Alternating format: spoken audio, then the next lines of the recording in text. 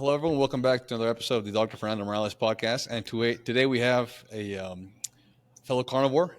He has a YouTube channel, and his name is Dave Mack. But anyways, Dave, could you please present yourself? Tell us who you are and how you encountered the carnivore diet.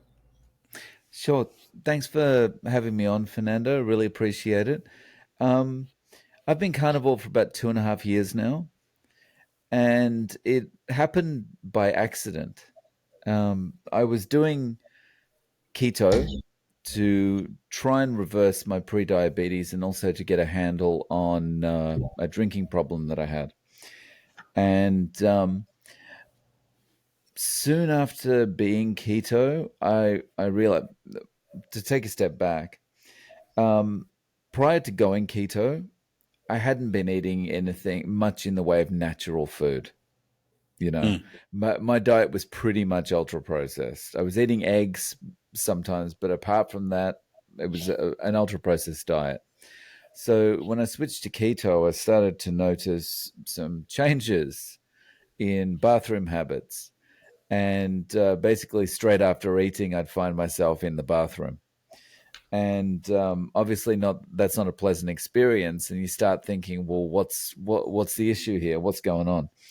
And so I started kind of looking around at Dr. Google and Dr. YouTube, trying to work out what was going on, and found some videos talking about how vegetables may actually be an irritant to the gut.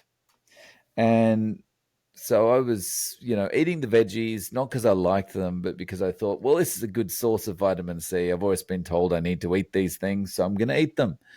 And then seeing these videos saying, stop it, these are not good for you. I was like, okay, well, I'm willing to give these up. I'm not tied to these things. So thought I'll just cut the veggies out and see how I go.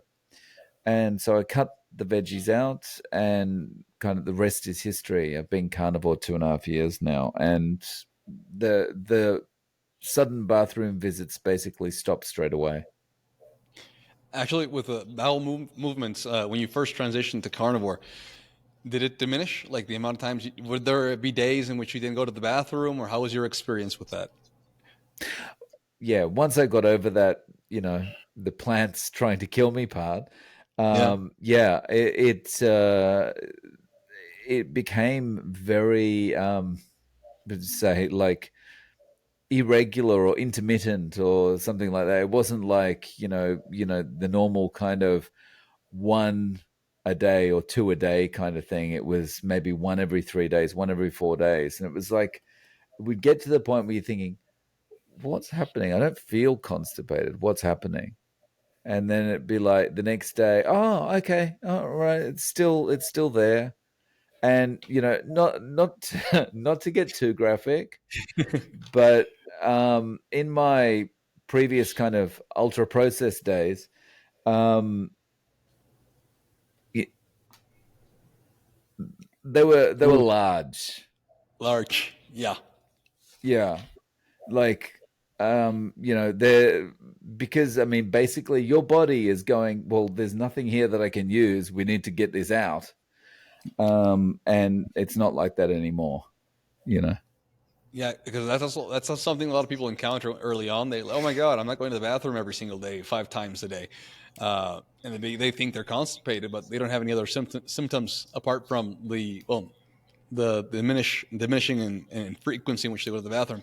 And I tell them that's not constipation. Like if the only thing that happens is that you go less, but you have no symptoms, like that's not Mhm. constipation. And Right. the small intestine absorbs most of that meat, so you're not going to go as often, and the volume of your stools will reduce. I'm guessing that's exactly what happened with you. They stop being so so large. And Yeah. you mentioned you had prediabetes and weight problems. Like how much weight did you lose? So weight wise, I was inflamed, but I wasn't like by the standards that a lot of people are in Australia and America. It wasn't like that, but I was about. I'm gonna have to talk kilos. Yeah, Sorry, of course. but I was about 80 something kilos, like on the Mhm. low 80, in the low 80s, and now about 66. Six. Oh, awesome. So You're 15 176, kilos. 15 kilos. Wow. Mm. And how high are you? Tall are you? 177 centimeters, about 177. 5'8", 5'8". All right. Yep. Perfect weight. Wow. So, and how long did it take you to reverse your problems, like your prediabetes? You mentioned I saw the interview you had with Carrie Mann, and Right. you mentioned you had some drinking problems as well. How long did it take you to reverse all that? So to go into a little bit more detail about that, more context about, especially relating to the drinking problem. So the reason I chose keto to try and get these things under control was because pre-diabetes, like I didn't know that, diabetes or pre-diabetes was something you could reverse, but I guess sugar's the problem, so getting the sugar out is the best idea, right? um, but as far as the drinking was concerned, I knew that being low carb or keto was a good way of improving my self control. So I first did Atkins in 2000. So that's Mhm. the first time I found the New Diet Revolution book and thought, well, nothing's worked. I may as well give this a try. And so that was the first time I tried it. And for various reasons, I'd fall off the wagon or get talked out of doing it or whatever. But over the years, I've always gone back to Atkins, low carb, or keto and tried it for a period of time, had good results. One of the biggest things I always remember is whenever I was doing this diet where I'd eliminated basically all or most carbs, was I would get this amazing feeling of self control that I've never had my whole life. Um, Always been this really impulsive person that just does whatever, and I would get this feeling of self control, so it was like when I needed to control the drinking, I was like, okay, well, the best thing to do is go keto because I'll get things under control. And it was to the point where at work, I was teaching English at a small school at the time, teaching kids, elementary to high school level, and it would be 8:30 at night or 8 o'clock at night. I'd have two classes to go, and I'd just be like, I can't face this. I can't do any more classes today. I cannot go in there and say the same thing again, give the same feedback, and listen to the same mistakes. And then this voice in the back of my head would say, "Don't worry about it. 2 hours from now, you'll be able to crack open that beer and you'll be able to relax." And it was like that kind of thing that made me think, I've got to stop that. I really have to stop this. And keto helped me have the self control to get over those feelings. And so I was able to, after the doctor had told me, you got to stop this, um, having that kind of external feedback, I decided, okay, keto, and then I was able to kick it. Awesome. Actually, yeah, there's a lot of anecdotes of people having an easier time fighting off addictions, going low carb Mm, or carnivore even. And right. it probably has to do a lot to do with the neurotransmitters in your brain and the tryptophan that you get from the meat you eat. It's a lot. You basically stop the inflammation because a lot of psychiatric problems can be due to chronic inflammation in the brain. So it's a Mm. powerful tool, and I encourage a lot of people to do this. And oh, I know you have a YouTube channel and you interview like a lot of people. Like the amount of content you pump out every day, it's amazing. So you've heard many stories. Have you heard other stories such as yours, either regarding cigars, drugs, alcohol? Oh yeah. So a lot of people kind of give up the alcohol, but I don't hear those stories as much as um, it's just like I hear the self control stories, and it comes down to food. Because that's the thing most people have the problem with, right? And the problem just disappears. This feeling of I'm tied to the kitchen. I've got to go and eat. Like just opening the refrigerator and looking in there mindlessly, going, "What is there? What can I do?" and all that just goes, that clears away, and it's this feeling of calm that comes over people. It's really, and one of the interesting things I've found interviewing people is like you get to this point where you're talking to people and they're talking about like a calm feeling, or they're talking about how they're not tied to doing these particular actions throughout the day anymore that used to be almost robotic. And it's like you just go, yeah, okay, we're all kind of operating on the same operating system now. We're all, it's kind of, you've taken that step above where you were. It's like before, when you're operating on carbs, it's more like a almost, Slow motion, you right? know Things just yeah, slow motion, or brain fog. just this impulsive kind of Mhm. primitive kind of way of living. Yeah, you're just Mm. pursuing pleasure. You're not really Right. thinking too much. Yeah, exactly. The dopamine Mm. release, and well, regarding your YouTube channel, what Mm. motivated you to just start pumping out all these interviews? So, what it was I had experienced a lot of improvements, which I'm happy to talk about later on. Um, I'd experienced a lot of improvements over a period of about 4 or 5 months, and the improvements that I'd experienced were quite profound. And I just started to get angry about things, like feel like we've been lied to. This is ridiculous. Like, I had been going to the doctor for some of my conditions and getting injections and getting massages and getting all this stuff, and nothing was really helping. But it was like the doctors are, there's nothing you can do. This is just your life now, and so now that everything was cleared up, I was angry, and I thought, just got to say something about this. So I decided to start the channel, thinking five, six, seven people might see my videos, and most of them will be friends or family, and but it just kind of blew up. And then the comments I was getting, like, yeah, me too, that happened to me too. And it was like, well, okay, so this is a thing. I'm going to keep doing it. I honestly believe that these personal stories, anecdotes, actually are of more value, especially for the general population, than having to read studies. Like no one reads scientific articles of, especially nutritional science, which is a weak science. But hearing personal stories, people seem to relate a lot more, and Mm. helps it helps them lose the fear of typical fears of, oh, I'm going to die of a heart attack if I eat too much meat or things of the like.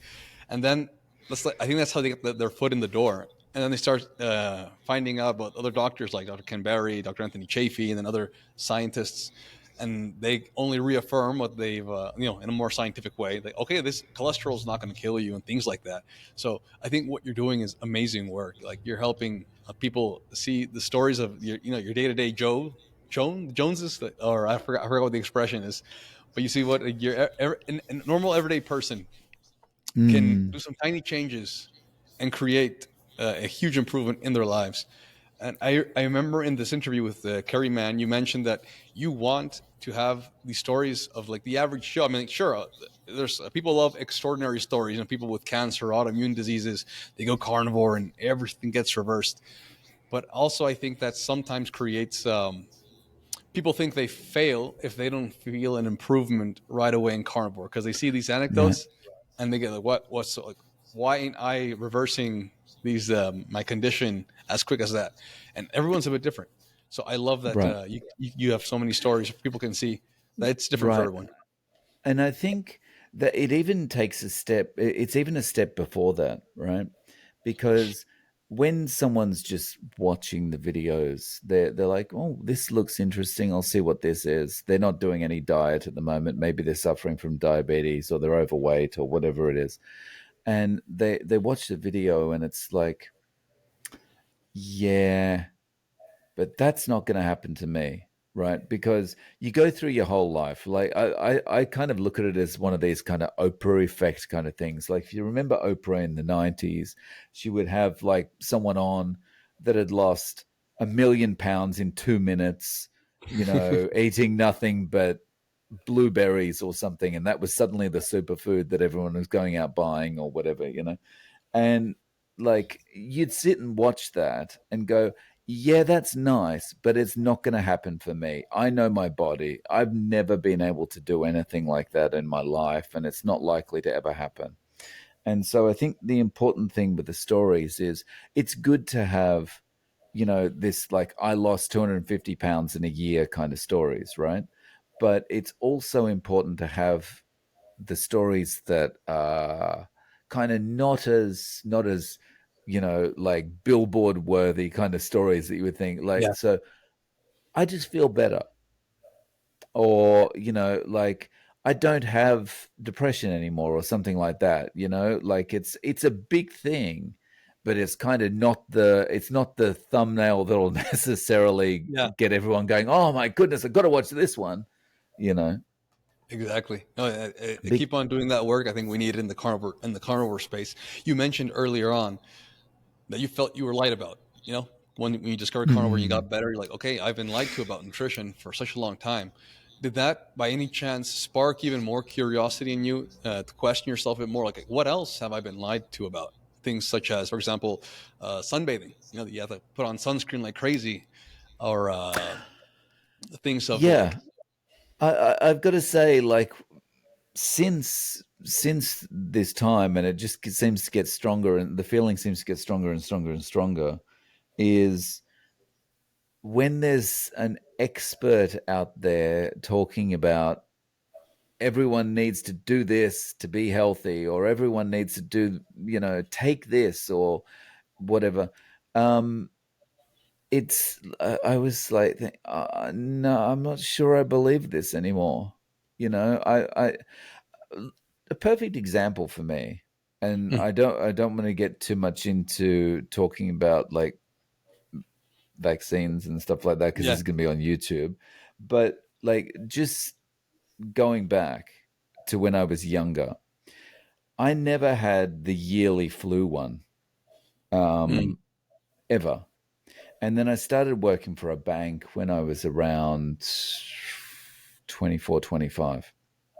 And the bank that I was working for, they offered it free for every employee every year. And so the first year I was there, I thought, well, it's free. I'm going to get it. And so I had it. And that was the only year I ever got the flu. And it yeah, was like, it was like, I'm never having this again. And so, like these little experiences over your life as well, you kind of remember them. And then it gets to the point where, something like carnivore kind of changes your whole life. And then it's like that happens. And it's like this moment where you think, okay, well, I should have been questioning things all along, but I'm definitely questioning them now. definitely. Yeah, like, the vaccine is a whole different rabbit hole that we could save for Yeah. some other time. But no, yeah, it's for example, and I have to mention this because I have two podcasts. This is the English one where I speak about carnivore, but also things like Nostr and Bitcoin. So I have to ask, has that led you to question yourself about money? Like, it's the yen, right? What they use in Japan. We know. Well, Mm, you work in a bank, so I'm guessing you know a bit about finance. I think Japan has a huge debt problem right now, printing away right. money like crazy. Have you ever questioned yourself by any chance about what is money? I, I I haven't really, and that's because I just don't have the headspace for it, right? With everything else Yeah, that's going on in my life. But the one thing I'll say about Bitcoin from my past is I went to a marketing meeting in Tokyo. It must be, it's well over 10 years ago, I think. Um, and that was when Mount Gox was still around. yeah, Is that, yeah? And I was offered the opportunity to buy some Bitcoin at that point, or told about it, and it's going to Wow. be awesome. It's going to be blah blah blah, and like it would have been cheap as chips at that point. And Yeah. now that I see it's at like it's $100,000 or something a Bitcoin at Yeah. the moment, and I'm just like, oh, I'm an idiot. I wish I'd if I'd It's never spent too late. $1,000 then, I'd be a millionaire now. Yeah, no, exactly. It's never too late. You know, they're saying in this space is the best time to buy Bitcoin was yesterday. The next best time is today. It's still got Mm. a way to go. You know, I'm sure you've seen the news and stuff like that. It's the what everyone's talking about is how Bitcoin will eventually perhaps swallow up other financial assets because a lot of money is in real estate and stocks, and there are people who aren't really investors. They're just putting their money there to park it there to hold on to purchasing power. But once they realize Right. that this is a better way to preserve purchasing power, like Bitcoin's a better way to preserve it, they think that the theory is that a lot of that money in real estate, stocks, gold will also move on to Bitcoin. So that's all interesting things, but we can leave that Right. for another day. And regarding Japan, how Mm. is it to follow the carnivore diet in Japan? And do you know how the nutritional guidelines are in Japan? So the nutritional guidelines are basically the same here as they are in Australia, in America. Mm. It's prioritize grains and all that kind of thing. Um, and if you go to a doctor, that's the kind of advice you'll get. I remember Okay. one of the physicals you have to get a physical here every year for your medical insurance, and a physical about 2 years ago, I was sitting in the doctor, and I mentioned I was doing carnivore now, and got this obese doctor sitting in front of me telling me, you need to have a balanced diet, and it's like, yeah, okay, how's that working out for you? I didn't say that to him, but Yeah. um, yeah, the as a carnivore here, it's easy enough to do it because it's a heavily meat based society. They eat a lot of meat. There's a lot of barbecue restaurants that just have meat, so it's easy to go in and do that. Additionally, being a foreigner, you're always going to be labeled as kind of a little bit out there, a little bit crazy anyway, Mm. because foreigners are all not Japanese, they're different to Japanese, so um, from their perspective. So they'll just kind of go, he's only eating meat. Well, he's a foreigner, of course. It's weird. So yeah, there's that. For a Japanese person, it'd be very difficult to do carnivore, though, Why? Is it expensive or culturally. culture? Culturally. Oh, So okay. in Japan, there's a culture of the nail that sticks out gets hammered down. Mhm. So if you stand out, it's just society as a whole will go out of their way to kind of hammer you down to be the same as everyone else. Kind of society of harmony and conformity and that kind of thing, right? So you would stand out big time if you kind of go to someone's house, you go to a restaurant and you say, "Oh, I don't need the rice, thank you," or Okay. I know it's a pasta restaurant, but I'm not eating pasta at the moment. That kind of thing. I'll just have a coffee or something and enjoy the company. It's just you would just stand out, and everyone would start asking you about it, and yeah. So I've only met one Japanese person that does carnivore, and that Japanese person in the interview I had with her openly admitted, I have no Japanese friends. Wow. All my friends are non-Japanese, and part of that is probably her personality is just more suited to having foreign friends, but the other part of it is probably her life would just have been a nightmare if she was going out with Japanese friends for dinner or snacks or whatever. So that's another huge barrier of entry for Japanese people into carnivore. Kind of sad, really. You Mm. mentioned that okay, you can go to restaurants and ask for meat, but are you sure there's no seed oils in it? How do Japanese generally cook in restaurants with So if you went and ordered a steak, like if you go to a family restaurant, for example, and you ordered just a steak, yeah, it's probably going to be cooked in seed oils, right? Oh, okay. But the barbecue restaurants in Japan, you cook it yourself, Oh, right? So the grill's on the table in the middle of the table, and they bring out the raw meat and you cook it yourself. It's called yakiniku. It's like basically Korean barbecue imported into Japan. And yeah, so you cook it all yourself, and they give you some lard to kind of wipe on the grill before you start cooking and whatever. So yeah, you don't have to worry about seed oils there, provided you don't get it.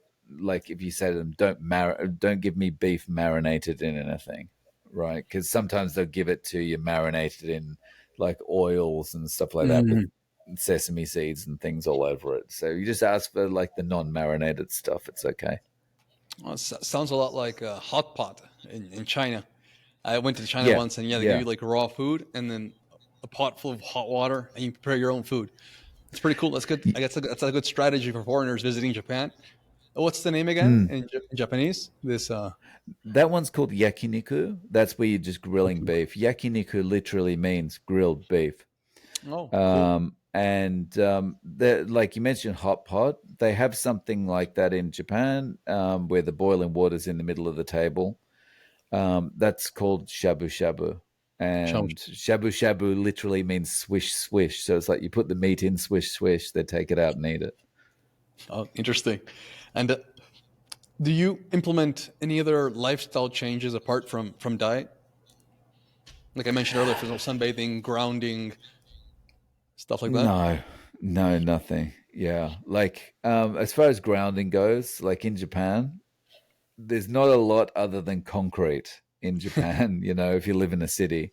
So, and it would be kind of odd to see someone walking around barefoot outside in the middle of the city in Japan. So, yeah, no grounding or anything like that. It's just diet. And like as far as exercise goes, nothing's really changed for me. Like I walk a lot because don't have a car in Japan. So yeah. Have your health problems completely disappeared, or have some things lingered on? So they've gone. So basically, there was the typical things on Carnivore, like the weight loss, the better sleep, more energy, clearer skin, clearer mind. Um, but for me, the big thing that cleared up was the arthritis I had in my left knee. Okay. Was that And incapacitating to walk? Like, to what point was it? yeah, yeah, It was. it, Oh, it, it was horrible walking, and I was walking a minimum of an hour a day. And it was really, really hard, and there's a lot of stairs in Japan as well. So yeah. you're always up and down the stairs, and it was awful. But it's just 2 months in, it just vanished. And I've gone, from this like walking you know, like a little monkey holding someone's hand, like to just running everywhere like I'm in high school again. It was awesome. And the first time I noticed this was I had to run across the road because the traffic lights were changing. And I kind of the lights started flashing, and I'm like, oh, I've got to run because like cars don't give way to pedestrians in Japan, No. in Osaka. In like the rest of Japan, they're pretty good drivers. In Osaka, they're like awful. So they don't give way to pedestrians. So I'm like, start to run across the road. And when you have pain in your body somewhere, when you do a particular thing, like after a while, there's this kind of subconscious kind of thing in your brain that, like, when you start to do the thing that's going to give you the pain, your brain goes, don't do this, you Yeah. know? And so I start to run, and my brain's gone, bang, don't do this. But I had to. And then I realized, oh, it's not hurting. Well, this is amazing. So I got across the road and I kept running, going, "Oh, it's gonna start hurting. It's gonna start hurting," and it never did. And just since then, yeah, it vanished. So there was that disappeared, but on top of that, which was also an effect on my walking, I had a stroke when I was 17, and since I had that stroke, I've had a weaker right side, and the weaker right side meant I was also limping. So I had a limp on my right side, and I had the arthritis on my left. Oof. So like, it was comical watching me walk. And you know, while the arthritis went away, the limp didn't go away, but it's got better. So all the symptoms I had on my right hand side have got better over the last 2.5 years. Wow, So my reaction time's better. The limp is not as pronounced. My balance is better. Things like that. that's pretty amazing. Like, I think kind of shows that it's never too late to adopt a lifestyle changes. You might Mm. think, oh no, I had that since I was 17 years old. There's no way I'm going to improve that. What's the point of trying out carnivore? But Mm. even as you're saying, you saw improvement regarding that. That's amazing. Yes. Oh, so just gonna say, like, it's almost like it was in the stroke issue was like in suspended animation, so like they say, after a stroke, the bulk of the recovery is going to happen in the first 6 to 12 months. Yeah. So whatever you at 12 months, the way you are, that's the way you're going to be. And yeah, for that to just stay that way for 30 something years and then start to improve is kind of a testament to carnivore. Well, that's amazing. And a lot of people can they hear these stories and they think it sounds like miraculous, but it's possible. And actually, talking about that, have you ever heard stories of people who tried carnivore and had no improvement? Who tried for like at least 3 months, let's say 6 months? I haven't. You get some comments sometimes on the channel, and it'll be like, so it'll be on a video where someone's had a lot of improvements, and you get someone that'll say, well, I did carnivore and I was constipated and I was this and nothing happened. And, it was coming out my ears by the end of it, but it's like, are these people that are, didn't try it properly, or are these people that are just like anti-carnivore people that are randomly commenting on carnivore channels? You don't know. But I've never met someone that hasn't had some improvement with it. If they've at least done it for 90 days, they might still have issues, Mhm. and they might still have kind of issues that are related to getting onto carnivore, because 90 days is a very small percentage of your life. Yeah. But they are getting better, so they're still doing it, you know The most common complaint I get is that, Doc, I've been doing it for like a month or a few months and I haven't lost weight yet.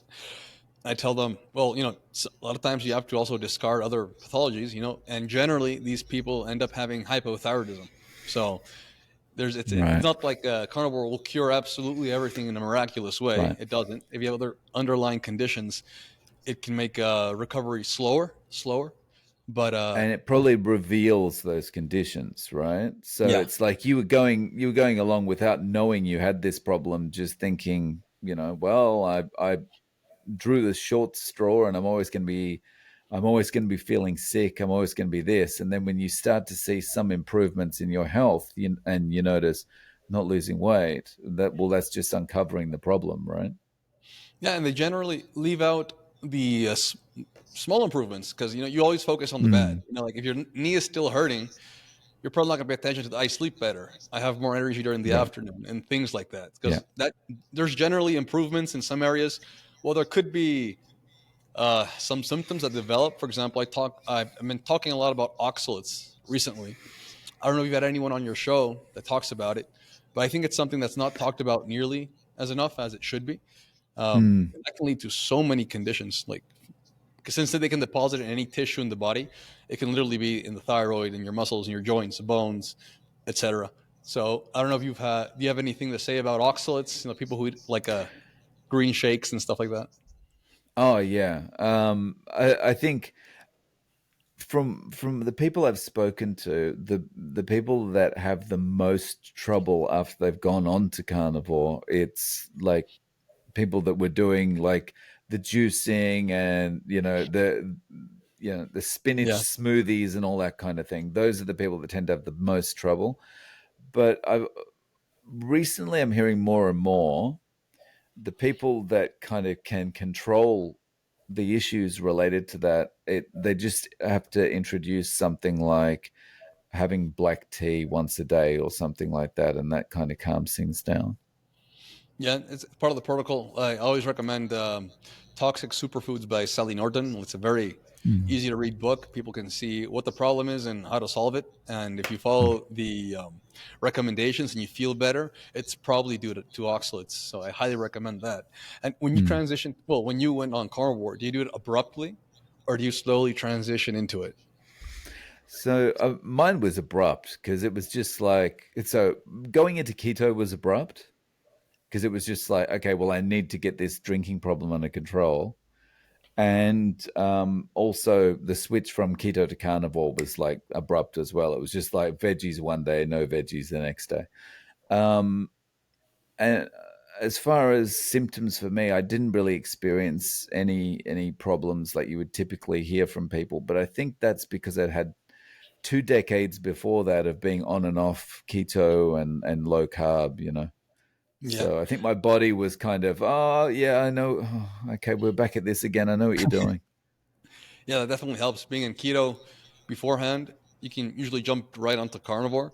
But if you've been Mm. following a standard American diet, for example, highly processed diet, there tends to be problems and issues. Actually, in your interviews, do most people you interview, do they jump in abruptly, or do they transition slowly?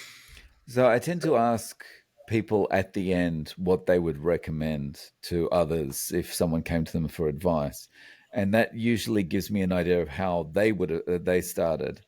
Or and I think I would I'm going to guesstimate that about 70% of the people I speak to go in straight away, and probably about 30% are more transitional types, right?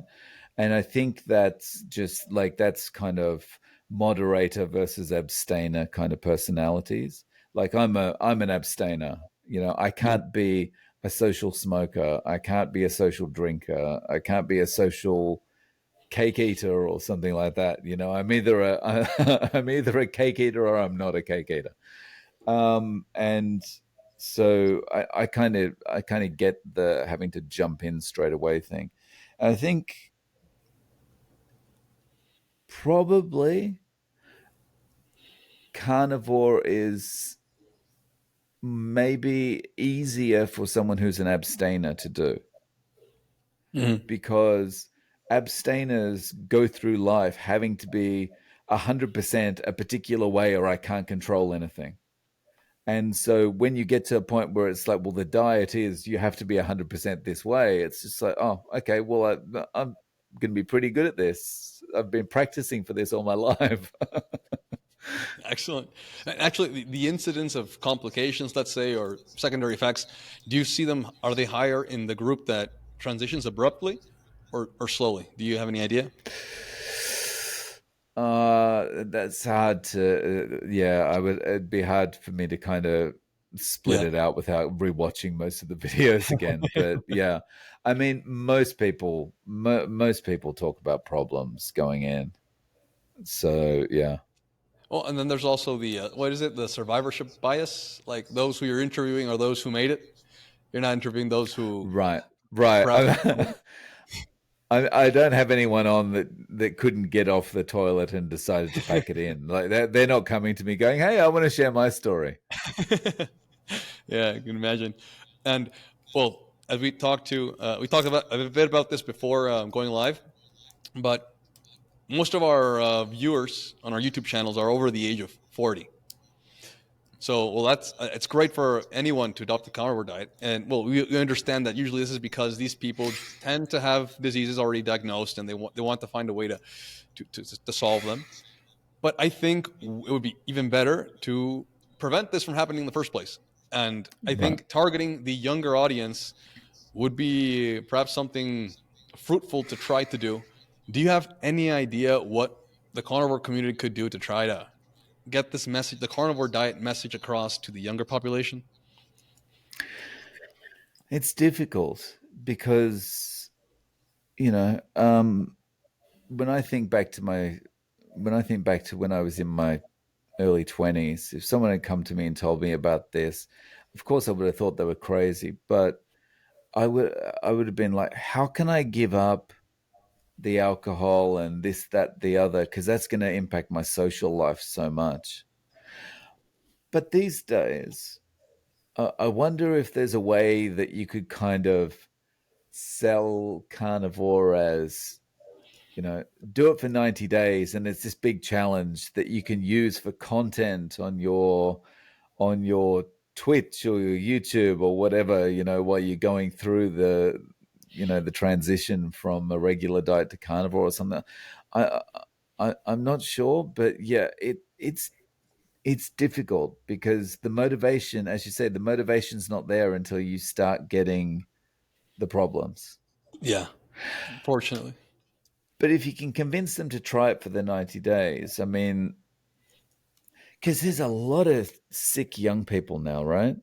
Yeah, Like more. when we were, I mean, even you go to high school, when we were in high school, there were never this amount of sick kids around. And, there are kids with fatty liver disease in high school now. It's like crazy. Type Diabetes. 2 diabetes. Yeah. So if you can get in their ear somehow and say, just like, do this as a challenge, use it for content, do this as a challenge, make your friends, go crazy that you're even trying this thing. True. And after the 90 days, potentially those problems that you've got are going to be going away. You might be able to get them to do it, but again, you're kind of targeting the same as the over 40s, Yeah, the sick people. um, the sick people, But yeah, it's difficult. I've been thinking a bit about that. I try to ask that question every time.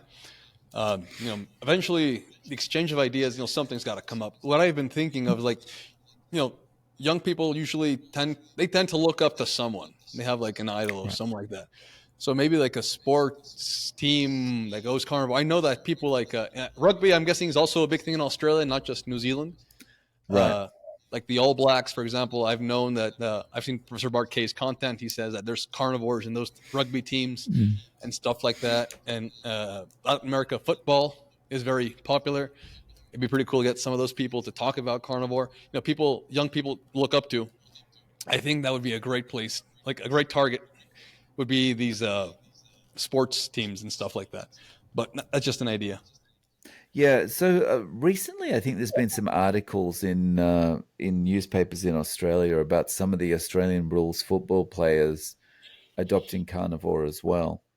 Oh, And but it like, and that's good, and I think that helps. It's just got to be kind of a little bit more. It's got to become a little bit more common.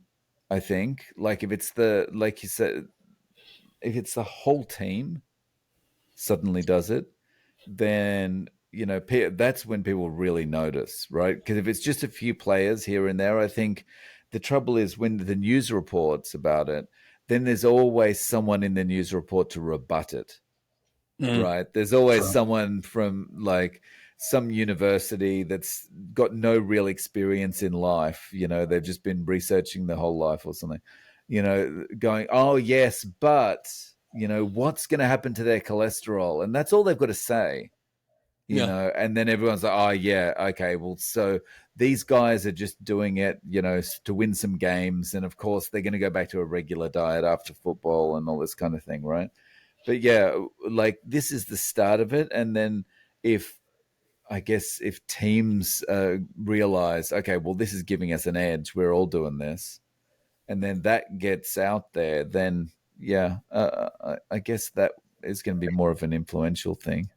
Yeah, can you imagine a whole team going carnivore? I think Mm. they'd kill it out And there. doing it publicly, right? Yeah, Because the scary thing is the whole team does it, but they're like they realize it's a secret weapon, so they don't want anyone to know about it. That's the scary yeah, part. Don't keep it under wraps. exactly. Yeah, I heard that statement before that they try to keep it secret. Sad thing Mm. is that that's how every human should be operating. Like it's not a cheat code. It's exactly what we should be eating. It's exactly how we should be feeling. Like 100% machines. We're predators, so always alert. But people have to try. People have to try and get curious. So, Dave, you've done again many interviews. If someone were curious about carnivore, I'm sure you have many words of wisdom to share. Like, what would be the most important things you would give someone barely starting out Mm. carnivore? Like, what would your tips be? I think the most important thing is to make some kind of commitment to yourself and say, okay, well, I'll try it for 90 days, right? But make that commitment and then stop thinking about it long term. Because often what happens with us as just, I think it's a human condition, is when you are denying yourself something, when you project out over the long term, you start to tell yourself, I can't do this, I can't do this, I can't do this, right? So how am I going to do this for 90 days? How am I going to do this for the rest of my life? Or, so after you've decided, okay, I'm going to try this for 90 days, then only focus on today and say to yourself, okay, I just have to get through today without eating any carbohydrate and prioritizing fat. And I need to get through the day just doing that and focus on getting to bed that night without cheating at all. And then what's going to happen when you wake up on the second day is you kind of have two thoughts. The first thought you have when you wake up inevitably is going to be, I did it. Awesome. I did it. And just that feeling is going to kind of ramp your resolve up a notch. It's going to make it easier. Just that little bit. It's only going to be a tiny bit, but it's going to get your resolve more, right? The second thought you're going to have is I feel better. I slept better. Wow. That's awesome. I haven't had a sleep this good for months. I can't remember the last time I slept this well. So that's also going to, get the resolve up a little bit, right? So day two is going to be a little bit easier. But then on day two, again, the focus is just get through today without having any carbs, right? Again, don't think out to the long term. Just think about today, right? And the next morning when you wake up, same thing. You're going to go, I did it again. And I feel better. Your resolve is that much stronger. And you just keep repeating this thing, just day at a time, day at a time, day at a time. And then you never have to look out to the long term because at some point, might be a week, might be 2 weeks, might be a month or two, you're going to get to a point where you just like, I don't need any of that stuff anymore. You walk past the cake shop and you look in the window and you no longer have any emotional feelings about it. It's just like, well, it looks pretty, but I don't have any kind of desire to eat it anymore. You break free. So that's the way I would say to look at it. Yeah, baby steps. That baby steps. That's definitely Right. yeah. Because a lot of people hope to get better yesterday, and it's having Mm. patience, like one thing at a time. Last question: where have you noticed that the carnivore movement is the strongest? Like, which region or country do you see that this is the fastest growing? Mm. Um, if you take all my interviews and you look at the number of people I'm interviewing and look at where they're from, I mean, you'd have to say America is where it's growing the fastest. Um, but it's the kind of if you look at the numbers on my website, on my YouTube, sorry, it's kind of changing a little bit. Like when I first started, 60% of viewers came from the US, Mhm. but that's going down a little bit. It hovers around like 48, 50%, but it's gone down. And the numbers in like Australia, the UK, Canada Cool. is starting to go up again. But yeah, I mean, I'd still think it's probably biggest in America. Why do you think so? Um,